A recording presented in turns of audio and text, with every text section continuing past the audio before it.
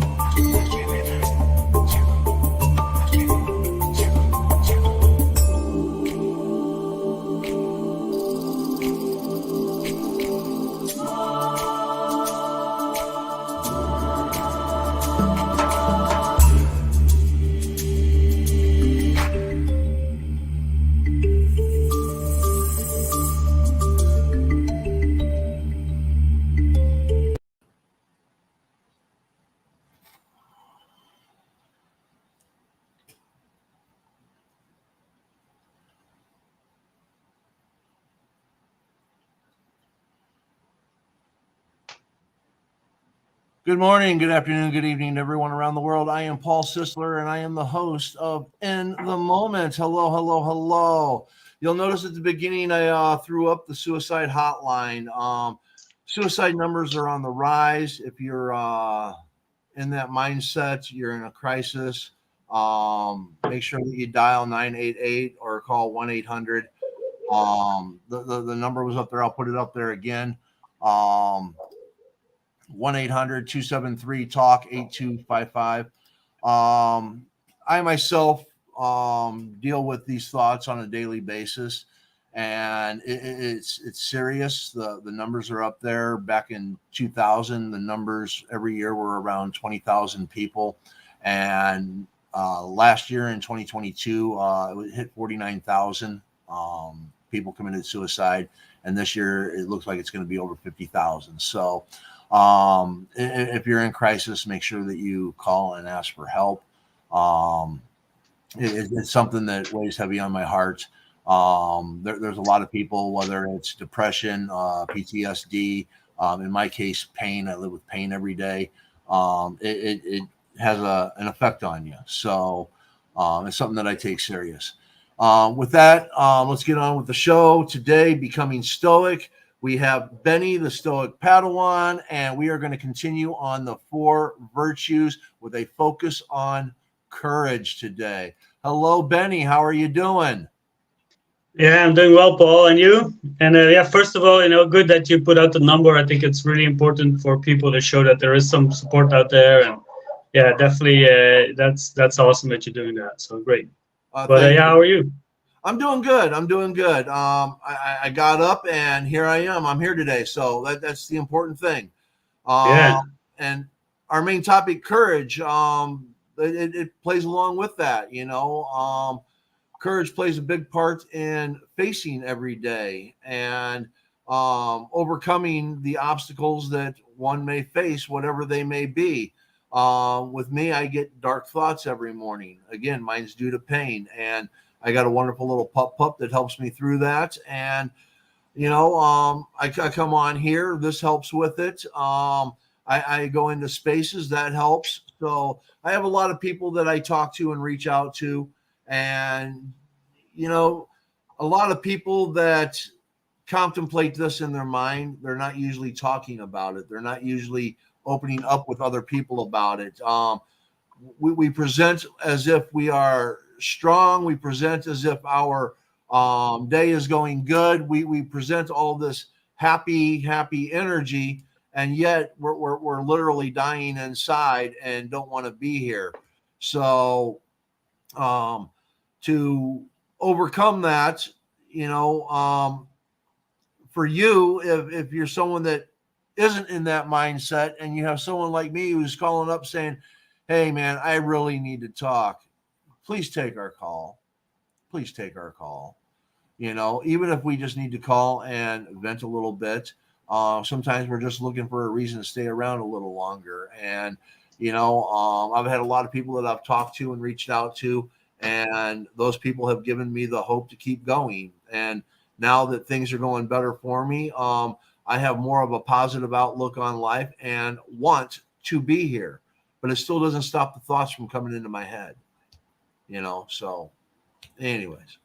Yeah, and I just real quick, I think, question for someone like me who doesn't really have that, experience that you have, and from your side, what advice could you give from people if you call someone, right? What would you want to hear, or what would you want to talk to? What is it that, I would be able to help you with? I think that's also something, if we're sharing this, it's important to know, right? Well, it goes back to Zeno and all that. You have 2 ears and 1 mouth. Listen. Don't say, just listen. There's not any advice that you can give me. I mean, my mind is already made up and I'm talking to you. That means that I need to vent, and I need your understanding. I need your compassion. I need your empathy. And I want you to be there to understand and to wish me well, and, to try to throw positiveness out there. I need by the time I'm there, I need a reason to stay. Mm-hmm. I need a reason to stay. And just that act of kindness might be enough reason for me to stay. Yeah, I think that's good to know, right? Because maybe people trying to solve the situation, they try to do other things, and you might feel pressure. But I think that's what you said, to listen, to be there for someone. I think that might be that's good to know, at least from my point, and maybe other people watching this. I think that's valuable information, especially if then 988 was it the number? Yes. If you don't really feel like calling that, and reach out to friends or family or someone you trust, I think that's good to know as well, for them to know. Okay, got to be there, take this call, and then just listen and be there. Yeah. So yeah, good. Yeah. And as you said, it ties perfectly in with the topic, right? With courage, because it takes courage to admit something like that, right? Yes. One, it takes courage to talk about it, and 2, Mm-hmm. it takes courage to get out of bed. I mean, that's the biggest step, to try to beat the depression, to try to beat the anxiety, to try to beat all these things that are trying to put me down. I'm writing helps a lot. As those that know, on my on the flow and on the journey within, I write poetry. Poetry helps me a lot. Other people journaling, other people it's going out and hitting a punching bag. Whatever it is that is useful for you, utilize it. It can help with your mental state. Yeah, definitely. And just as you were saying, it reminded me of a Seneca quote. It said, like, even to live is an act of courage. I think if it's something like that, I'll see if it's. But that's pretty much what he said. Like, just to live, that's an act of courage. Be alive. I think that is a great point that you pointed out, and as well, that everybody has their own outlets, right? Their own ways. If we hear a lot about you have to journal, right? And I think for me, that is something that I'm not a big fan of, when people say you have to do this. You can try it. I think that might be a better way to formulate it, to say, hey, try journaling, try meditation, try, as you said, hitting a punching bag, try to go for a walk. I think everybody has a different outlet, a different way of dealing with these things. And as you write poetry, I try to write something that maybe looks like poetry in the mornings and the evenings, but those are my thoughts as well, and I put them out there, and it helps. It helps kind of to get it out there. And I think writing is a good tool, writing is a good medium to do that, because you can keep it private if you choose to. You can keep it for yourself, or you can put it out there. But there's other ways, right? And I think that's important for people to find out their outlets. Right. See, I never used to talk about it, And I was in a space. It was held by a lot of people on Twitter may know her, Dear Kimberly, and she was holding a mental. I think it was like Mental Health Mondays or something like that. And I was in there, and somebody else was talking about the dark thoughts, and I was scared to talk. I was scared to come up to speaker and talk about it, but the thoughts that this individual was having, I had, and I just suddenly felt the need to reach out to that person, which helped me with mine, and that was the beginning of me actually talking about it, which made me feel better. It actually feels good to talk about it. And so he, in his need, sparked my courage to step up and start speaking about it. And then in speaking about it, I was able to confide in other friends and start talking about it a little bit more. And again, there was a lot of compassion with, quite a few of my friends that started talking to me and would call me, hey, Paul, how you doing today? And all that, you want to go into a space, you want to do this, so on and so forth. And giving me advice. Torch the Poet's the one that said start putting it down on paper. This was after my wife passed away, and I was in a really dark place again, not wanting to be here. My wife was gone, and I felt like I had nothing. My life was over. What I have no purpose of being here. And Torch said, put it on paper. Put it on paper. And that's why I went back into writing my poetry. So now I'm writing poetry again. And again, it feels good, and it helps Mm-hmm. it helps my mental state. So, but you also have to be willing to take those steps too, Yeah, and I think, and I'm not just putting it to one, side, but I think for men, it is more difficult to start talking about these things, especially in the in the male culture. It is you feel at least, and it's strange, right? If you start talking about your fears, your worries, but before it feels like you might be ridiculed, right? It feels like people might make fun of you, and that's why a lot of people, a lot of friends, and me and self included, if you have troubles, if you have worries, you don't really go out and quickly talk about these things because that's the kind of feeling that you have. So it takes a lot of courage, and I can't talk from the woman's perspective how that is in circles of women, but at least from a male perspective, that is difficult. It's an extra barrier where you feel, hey, first of all, I can't be seen weak. People might ridicule me. People might put me, they might ostracize me from their friend group.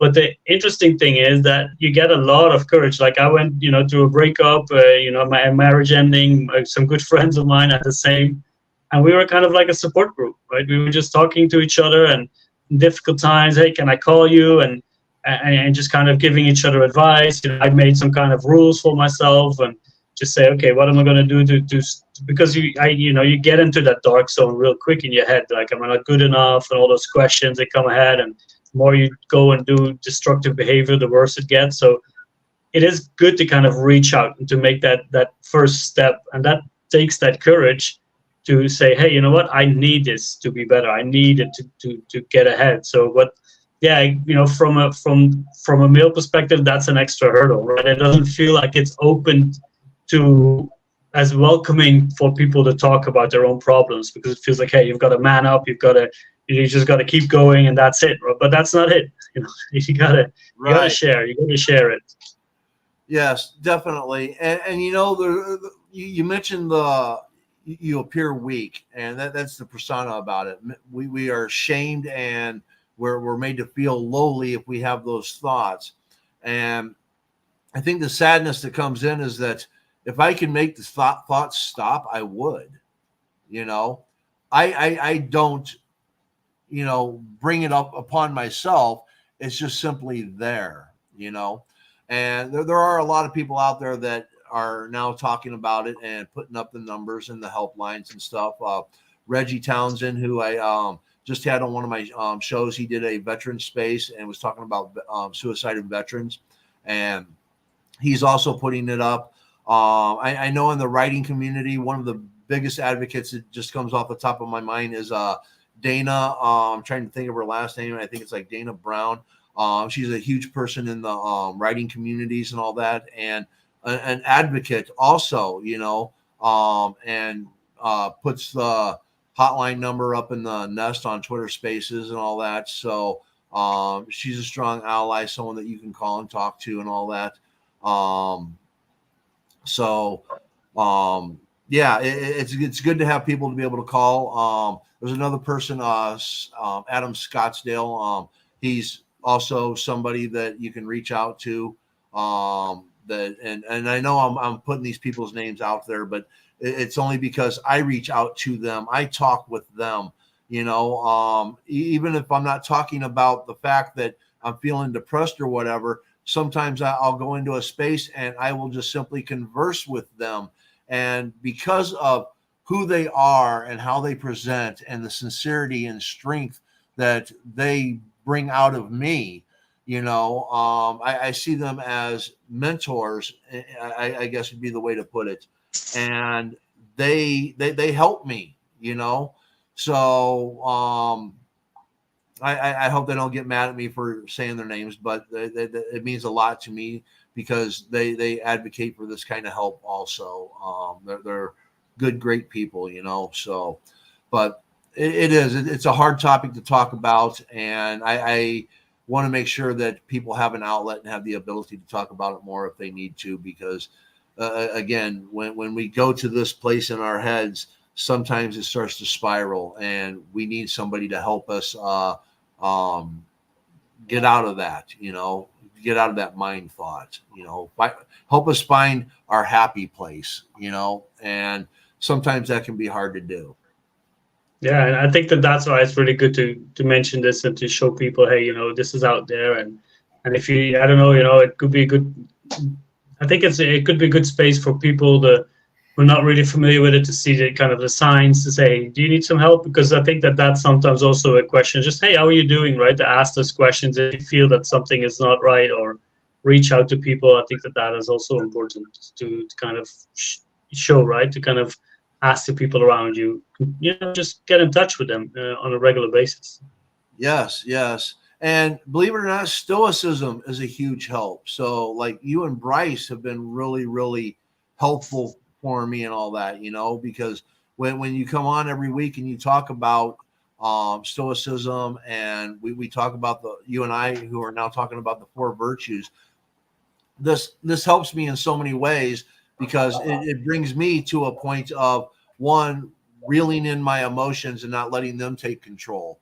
Because if my emotions get out of control, then again, I can go into a spiral. So it helps with that. And then to remember, how much it takes to focus on something and try to put something into your life that can distract you from other things. It helps with that concentration. It helps me to be able to focus better on things in my life.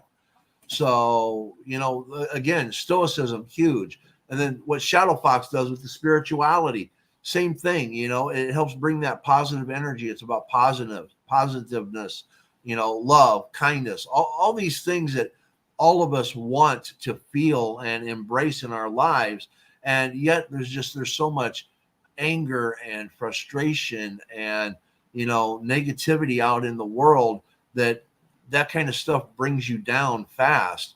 When you're fighting, you're fighting for your life in a whole nother way. You're fighting with yourself.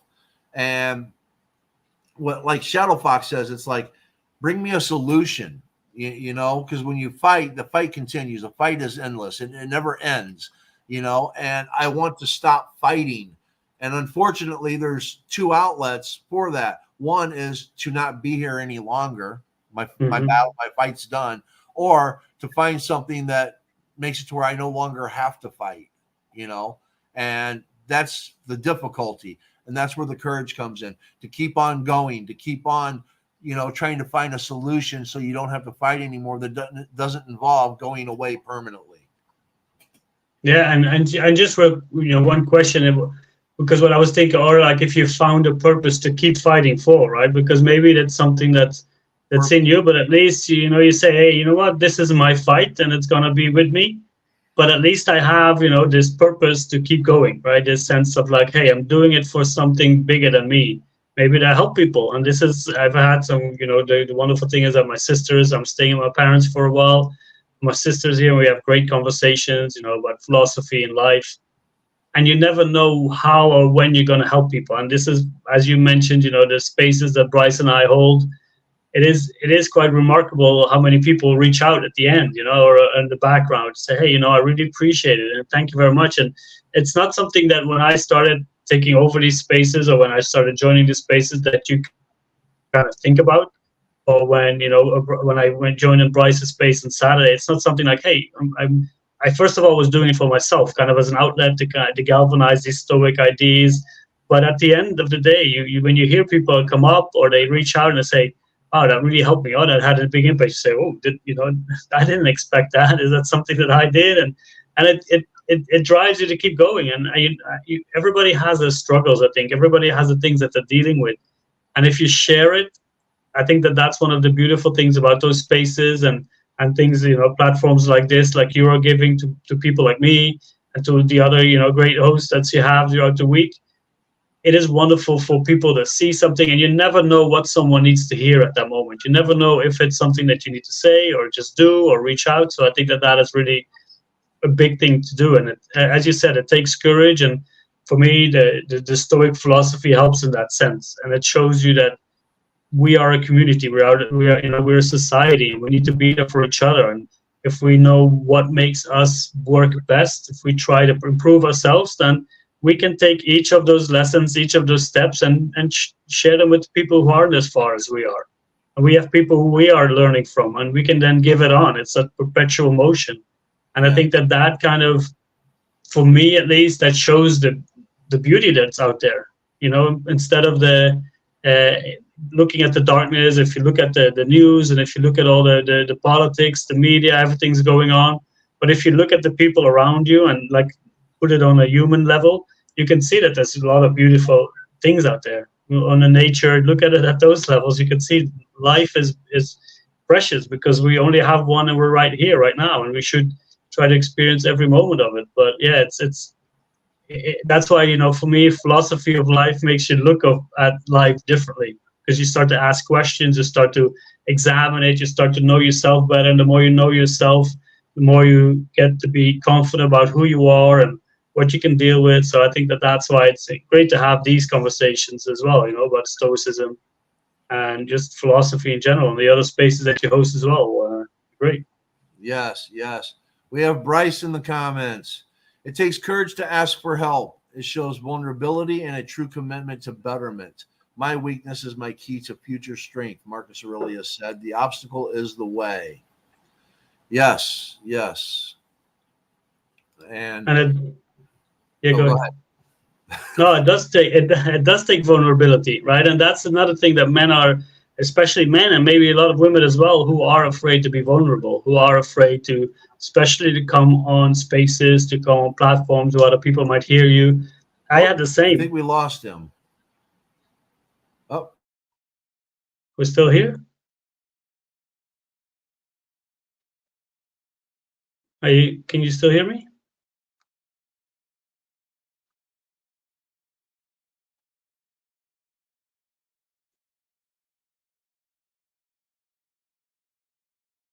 Hey, Paul, can you still hear me?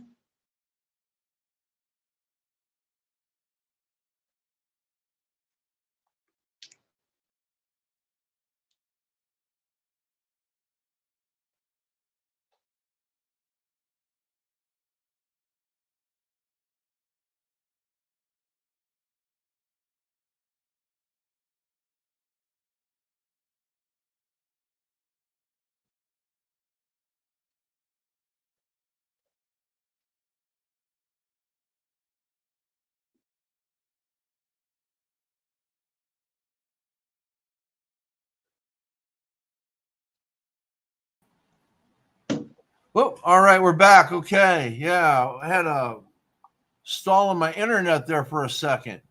Oh, okay. I thought it was your end or Yeah, it was on my end. It was on my end. Okay. Yes. That's Oh my that's goodness. also that's so Stoic practices can help us with this, right? Yes, yes. It's not usual that my internet has an issue like that. I have pretty good internet, but sometimes you never know. Maybe it was a sunspot or something, or maybe Yeah. fate decided to intervene and say, "Okay, segue to something else. You've talked enough on that. Let's go to back to the four virtues." So um, no, I again, life throws things at you, and you got to keep moving forward. I think stoicism is a very, very strong key to that. It goes back to what Bryce said, Marcus Aurelius's quote: "The obstacle is the way." Um, when you go through these obstacles, you gain knowledge, and with that, hopefully, acquire some wisdom, and you're able to apply that. And you can utilize that knowledge to find a better path to make things better for yourself. Again, this goes back to the serving self versus self-serving that I talk about, because you have to put yourself in that mental that positive state of mental health to be able to bring that positive state of mental health to others. So, and that's something that I work on a daily basis, because I try to be the positive one. I try to bring enlightenment to people. I try to bring knowledge to people. I try to help educate, and in the process, I'm always wanting to be educated. I want people to bring me knowledge, because I mean, how else do fine tune that path that you're on? And I think that that's exactly where it takes courage. And as Bryce was mentioned in his comment there about vulnerability, I think that that is also where, if you allow yourself to be vulnerable to yourself, you can find that path. If you are, because then you can start to listen. And as you mentioned at the beginning, sometimes, as Zeno mentioned, we have two ears and one mouth. We should listen more and speak less. But it also means to ourselves. So, and the problem lies there is that it takes courage to listen to ourselves and to ask ourselves those questions, to say, hey, what is my path? What am I doing, that doesn't suit me? And that's why the Stoics say to live in accordance with nature, which means your own nature. And that's where the start lies with a philosophy as Stoicism, and any kind of philosophy or thought pattern where you're asked to find out who you are.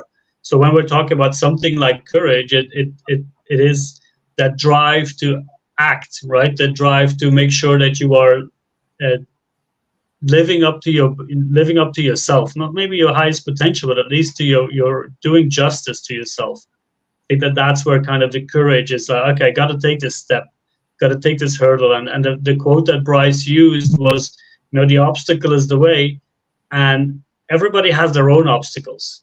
And sometimes that kind of feels a lonely kind of journey to go through your own obstacles. But as you mentioned, with the numbers you showed at the beginning, and friends, all those around you, those are your support channel. They can help you, they can guide you, they can kind of cheer you on. But you have to do it at the end of the day yourself. And I think that that's where, when Seneca said, even to live is an act of courage, that's where that comes from. Because at the end of the day, and then, but if you take that courage and you see, I can ask those questions, and the more you start to ask them, the more you get used to them, the more, it becomes easier to ask them. And the more you know yourself, you can see some revelations, you can see some epiphanies. You say, this is who I am. I might have been portraying someone else that I wasn't, and now I am really trying to, be who I am. And I can use words like no, or I can use, I can show who I am. I can be vulnerable. Why? Because if people think that I'm, as we said, weak or whatever, that doesn't matter to me, because they don't know me. And if they say that, then they have no inclination of knowing me. So I think that that's where that kind of courage comes from. Right. And you mentioned people not knowing you. Everyone likes to think that they know themselves and they know other people, and the reality is we don't. I don't know you. I only know of you from what you show me. And you only know of me what I show you. Um, we ourselves are always learning about ourselves. and either what our weaknesses are, what our strengths are, and it's how we utilize them that can either make us stronger or weaker. I know that I have an addictive personality. I know that when it comes to things of an addictive nature, I have to stay away from those things. And it's really, really hard for me to get away from those things once I'm on them. I mean, you see me vape on here. I smoked since I was a child, and I've been vaping now for probably almost 2 years, and I feel so much better, so much healthier. And granted, vaping's not healthy for me, but I got away from one. I traded demons. I traded one demon for another demon, and this demon isn't as bad as the previous demon. Plus, the damage that it did to my clothes and my home, cigarette smoke and the tar that's in it, and the yellowing of the walls and all that other stuff that goes with it. Your clothes always have this nasty smell to it, and that creates a positiveness. Now, my next step is to eventually stop vaping, eventually get rid of caffeine in my diet, eventually get rid of sugar in my diet. And I'm working on all these things. And, a lot of times people might be, well, Paul, you got so many other things that psychologically that you need to work on and deal with. Why are you taking on all these other things? Because I can, because I want to. Those are the things that are going to make me better in the long run. Those are the things that are going to allow me to feel better and be better. So yes, I can take them on, because as I have all these little accomplishments along the way, I do feel better. It's like I brought up that I had my accident in 2011. Just this year, I was able to finally do a push-up again. Finally. And now I can do 10 push-ups. I mean, you want to talk about something that, brings up my confidence for going forward. My doctor in 2014 told me I'd be in a chair within 5 years. I'm still walking. That's 9 years ago. I'm still walking, and I'm going to continue to walk. I'm going to keep doing it because I'm doing the things that are going to allow me to continue to do that. And mentally, that's where a lot of power comes in. The mind is so powerful, and it takes courage to accept the fact that the mind is that powerful. And if you utilize your mind, you can do a lot of things. And if you decide to keep going forward and to keep trying, trust me, you can accomplish a lot. Yeah, and that's a great story. I always like hearing your stories, and especially, they're uplifting, right? They're showing people, hey, it's not necessarily about the big goals. It's about those small increments, and keep doing the things that are the best for you to keep living, right? And slowly start improving. But I think that first step of courage comes at acknowledging what is the wrong path, right? It's that first step of saying, hey, I've got to make this decision to say, this is the right path I'm on. I've got to improve on this. And then suddenly all those things that you've listed, they seem a lot for the people outside, but for you, it has a single purpose: to live a better life. And then they're not as big for you. They're just incremental steps, and you have to show some kindness and compassion to yourself, because there might be days where you slip up and it might, fall back a little bit, but that's it. That's part of the progress. Those are your obstacles to take, and that's what you've got to keep doing. But that's that's, I think, why courage is one of those 4 virtues. Because it is, again, I like that first principle thinking. It's that first part where you go back to. It's that first push, that drive to say, hey, I've got to do this. I've got to, when you know that there's something in your behavior that's not quite positive for yourself, not pushing yourself in a beneficial direction, you can say, this isn't the right way. I've got to wake up, I've got to do this, I've got to slowly start doing it. And that's the bigger, then you have the long-term results if you start doing it gradually in your way. because people could say, hey, Paul, you should quit smoking. And you say, okay, I'm going to quit now. And then maybe, a few weeks later, a year later, you can start again. But if you do it your way, you say, this is how I progress towards getting it out of my life. And you can see that path ahead of you, and you know that this is how I can do it. Yeah, great. But it takes, again, and I think that that's why the Stoics, and well, this goes back to like Aristotle, Socrates, Plato, with the four virtues. They were onto something, right? That's why this knowledge from over 2,000 years ago still rings true. And that's why you can say, what is better than courage? What do we need more than courage? No, that's it, right? Courage, justice, wisdom, and temperance. Those are the four virtues. And they knew why, because those are the four pivotal points that the cardinal virtues we see in, Christianity and many different philosophies, they come back. And courage is one of those, because, it is difficult. Life is difficult for everyone. You might say, oh, this person is privileged, but you don't know what kind of problems they're dealing with. With other people, it might be a little bit more obvious, but maybe that's not even what they're dealing with.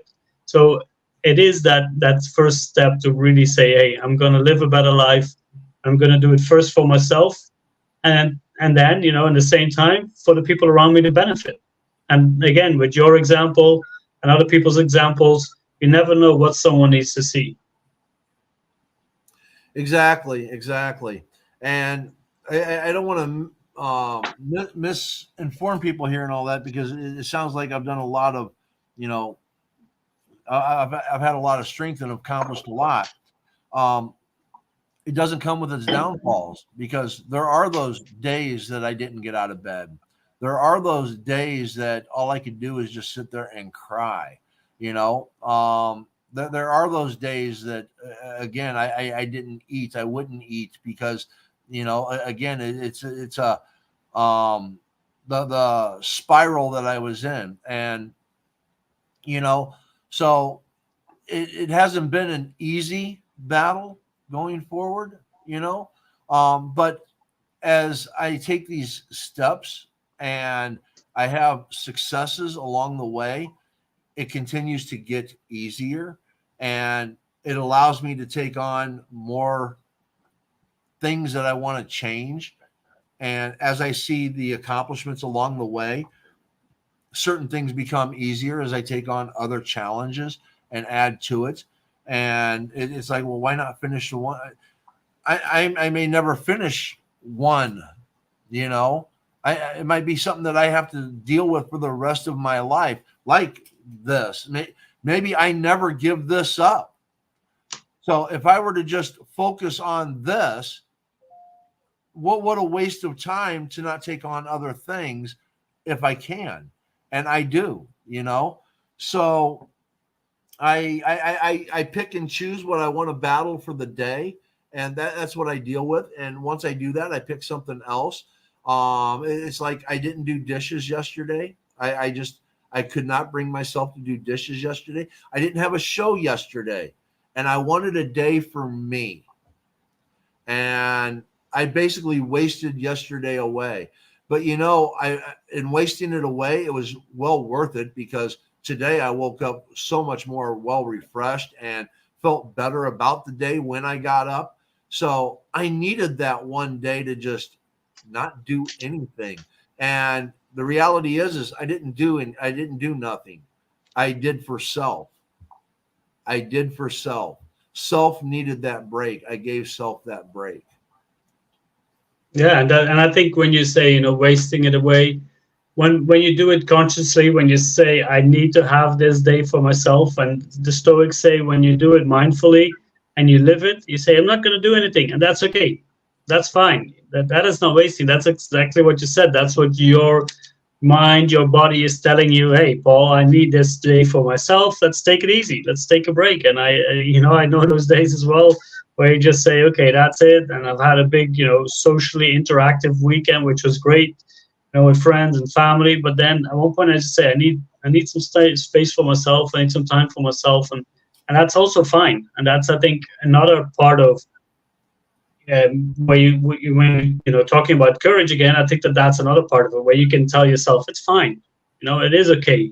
It is okay. But if I do this, I'm going to do it with with all that I have. I'm going to do everything with everything that I have, right? And it sounds it sounds strange nowadays because it feels like we always have to be on, always have to do our things, and especially when you hear like, oh, you got to have these routines, these habits. You know, you got to wake up at this hour, you got to do this. Fine, if that works for you, but for me, it doesn't, right? And that's the kind of pressure that we have, that we are being pushed into a kind of a funnel of society where it says live this way, and then it again, you know, that takes that courage to step out of that path and say, no, this is your road, but this is mine. And I think that that's why it is important to you know, as you said, I've got to tackle all these things at the same time, but in the moment. And again, that's why I liked your title of the show, you know, in the moment. That's Yeah. it. You know, when you're dealing with, for example, with food, you're in that moment and you say, okay, I've had enough food for now, and that's it. And then the next moment you feel like you have some other urge. Okay, now I deal with this. So you can deal with things at the same time. You might not make those leaps as other people might want to think, but is that really sustainable? You know, so you're doing it your way, and I think that is a great way. And the Stoics, you know, they are very in the moment, and they deal with the situation that is at hand to apply the four virtues, to live well, and to say this is the action that is required for me right now. Yes, yes. I have a comment here on Twitter Spaces, or well, Twitter Live. Morning, Paul, Benny, and Peaceful Warrior. Have a blessed day, Rob. Thank you, thank you. You too, Rob. You have a blessed day also. Thank you. I appreciate that. And for those that don't know, if you're on the Twitter Live, you can put something in the chat. There is a chat. I can see it. If you do a comment on there, I may not see it. There's a chat line on it if you're on your phone. You can always say something on there, and I'll read them if I can. So anyways, thank you again, Rob. I appreciate that. Yeah, when I did that yesterday, I did it well. I must say, I relaxed. I got down. I played with the pup.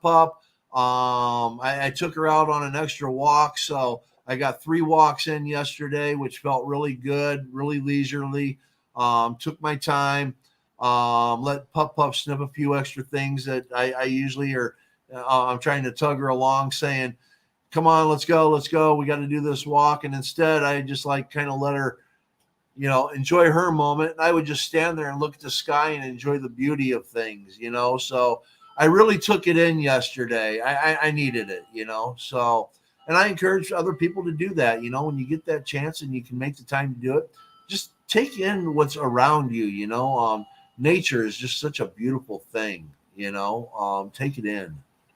It is, and it passes us by so quickly when we're doing stuff. And I'm mirroring my parents, and my father has a little vineyard, and I've been seeing, you know, from my window I can see it, and I've been seeing it go from without leaves to slowly going green, and now it's starting to get brown again. We just picked the last grapes yesterday, the day before Saturday, and we just, you know, pressed the last ones yesterday, and it's a big moment for my father. It's really great to be here. So, you know, just to kind of add to that kind of the talk we have about courage, and in the moment it's also important to be grateful, right, for those moments that you have and things that you can experience, and say, hey, you know what, I'm here, look at around me, you know. And the Stoics say that, hey, I've made it to another a day.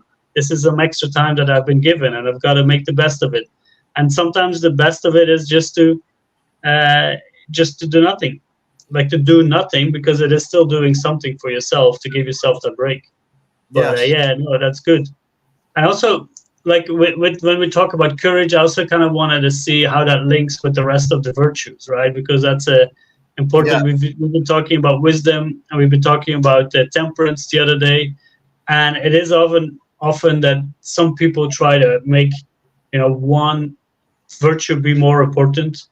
I think Ryan Holiday has a book on courage as well. I can't remember the title exactly from the top of, but they're all linked together, right? And if we look at what courage means for those 4, is that courage means that it's that drive to act. We have to have wisdom, you know, justice. We have to be just, and we have to be tempered. But we can only do that if we have courage, and that's why those 4, they work so well together. And because we need them. We can't be just if we're not courageous. And courageous doesn't mean like, the warrior type. That's something that some people get kind of confused with, especially in some areas. If you go online, they say, oh, you've got to be, the Spartan, the warrior, you got to be courageous. But courage also means just, for yourself, as we said earlier, to kind of reach out, right? If you're dealing with something, Yes. and to deal with your own problems, to deal with the things that you struggle with, that takes courage. And Yes. that's why it's all just very linked together. And courage is that acting driver behind all of the others that says, you know what, I might be fearful of this, or I might like things like this coming online, speaking in public. It's not easy. And in a year and a half ago, I don't know if I would have. Now I feel kind of comfortable. It's also good to have a conversation with you, Paul, so that makes it easier. But it's, we just have, it's nice, but it takes that courage, that first step. And once you get over it, it gets easier and it gets easier. So I think that's really important to kind of highlight the situation, the impact, the role that courage plays within the virtues. Yes. Yes. A lot of times people think justice means standing up for what's right. It's not always about just standing up for what's right. If you see somebody, being harmed or whatever, sometimes you are confronted with a situation where you might be tempted to do something wrong. And it takes the courage because, hey, if I step on this person's toes, I can get the promotion and I can make, 20% more per year. Well, it takes courage to stand up and say, no, I'm not going to do that. It takes courage because temptation can take you away from what's just. And it takes courage to stand up to that. Wisdom, you can be given knowledge. And if you're not applying that knowledge to, learn from it, and sometimes you get some very hard lessons in life and you want to just throw it to the side, not pay attention to it. The courage comes in and looking at it and self-reflection and making sure that you learn something from this error or this mistake or whatever it is that was before you. And then, of course, temperance and all that, again, greed, money, food, whatever the case is, addiction, it takes courage to say, no, I'm not going to do this, or no, I'm not going to, put myself in that position. So as you were saying at the beginning of it, like which one is the most important for whatever moment you're in and whichever one you are applying, it is the most important one at that time. And it feeds off all the others. Yeah, definitely. And that's why sometimes you can say that courage is the underlying one that kind of you need to have in all the moments when you have to be wise, when you have to be just, and when you have to be tempered. For example, one thing with wisdom and knowledge, as you were saying, sometimes it takes courage to question people's information, to question the things that you hear, even from those that you see in high regard. And that's the just thing for yourself. So they're all kind of interlocked, right? Where you have to be just to yourself to say, hey, is that right? Is this information correct? And now with all the information overload we get, we need to be able to ask ourselves those questions and see, hey, is this really the right thing? And it is difficult to stand up and it is difficult to ask people questions and to kind of tell them you might be wrong, right? Because as you said, it's not, it's not something that people really want to hear. But yeah, that's why it is in that moment, where you need to apply that virtue that is necessary. And everybody has their own virtue that is something that they struggle with the most, right? We've talked about this before. Like for me, it's more temperance, but it's also with courage to really stand up for who I am. To say, for example, we're like, no, that's something that I struggled with. I'm a people pleaser. I want people to be, happy, to have a good time. So a lot of the times when people ask me, do you want to come over and, do this or do that? It's like, yeah, let's do it. And then I start thinking, like, is that really something? So for me, that's kind of the question that the answer that I find difficult to give is that question of that answer of no. So for me, that's something that I know I'm working on. And it takes courage to say it, to say, hey, you know what, this is not happening for me. And why? Yeah, I don't feel it. because people need an explanation. So a lot of the times you have your own moments where you feel that you are struggling with the courage, that you need to deal with it in the right way. And that knowledge that can help you to identify those moments when you need to apply that certain virtue. With food or drinks can be temperance, right? With these kind of standing up for who you are, and making sure that you have your boundaries set. That's where the courage comes from. And if you remember that, if you know that, then you can go into that moment. You can recognize it as like, now I've got to tap into my courage. Now this is the moment where I've got to pick for me and say, this is my boundary. I respect you. This is nothing personal. This is just for me to kind of protect me.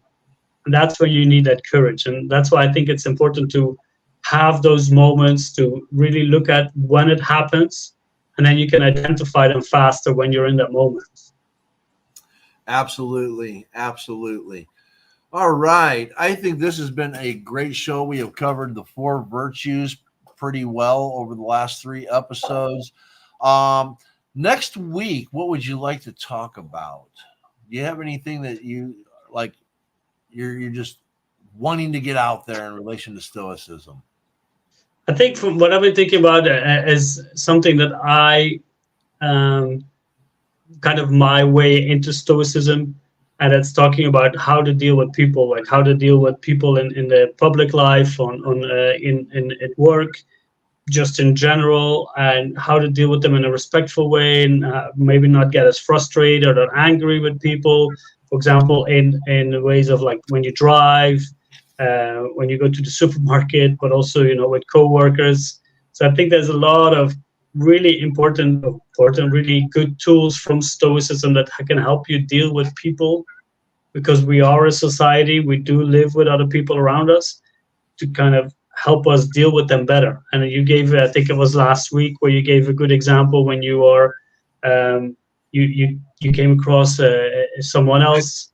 I can't remember the exact example of the situation, but you just talked to her, and things went fine, right? So there's a way to deal with people, and that's kind of one of those things where Stoicism, for me personally, had a big impact, but I think it can help people as well, and kind of move it from a struggle to a training ground. That's kind of how I see those interactions. Okay, so basically, we're going to go. Who is it? Marcus Aurelius and all that. We have to tolerate people. We have to. We all live together, so we have to learn. We don't have to like each other. We have to tolerate each other. I think he says you can instruct, if you can instruct them, endure them, or something like that. Okay. Top of my head, yeah. Okay. So next week will be the endurance and toleration of other people. So I will phrase that better for the title, but that's what we will talk about next week. I want to thank people that came into the comments and everyone that joined us on the Twitter Live. I appreciate your support.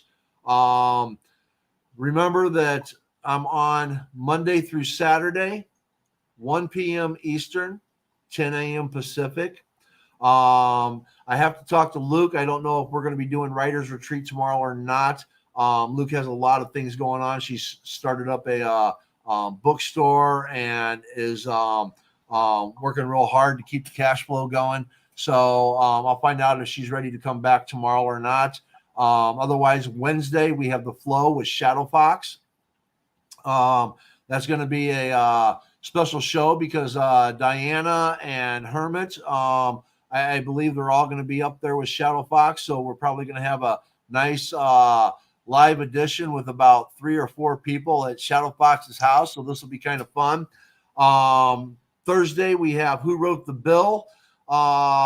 We have our hosts, Nick Nunley and Jack Cunningham. And quite possibly I might have Reggie Townsend back on. The invite is out, so we'll see if he takes me up on it. I hope he does. I hope he does. He gives such a great perspective. On Friday, the Vellum, we're going to be doing another aspect on mental health and writing. Again, mental health. It's a huge thing for me right now. So I'm addressing mental health as much as possible. And it's also a huge thing for T. Paul Wolfrick. So we're kind of coinciding with this whole mental health thing. And then Saturday, we have Jeremy Baker with Democratic Philosophy. And I don't know what we're talking about on that show yet, but I'm sure it'll be good.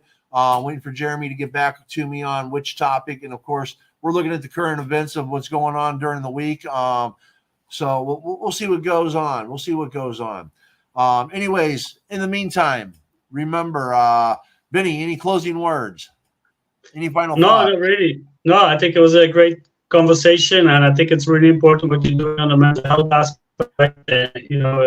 With the number of the suicide and crisis hotline that you showed at the beginning, I think that is really important. And top conversations like this on topics like courage, the virtues are really important. So no, great conversation again, Paul, and great shows you've got coming up as well as you just mentioned. Thank you. And yes, and I will put the hotline back up here at the end. And remember, just because somebody may not seem like they're going through something, sometimes they might be hiding it really well, and you just may not know. So it always pays to remember to be kind and be happy and make good things come your way. Thank you.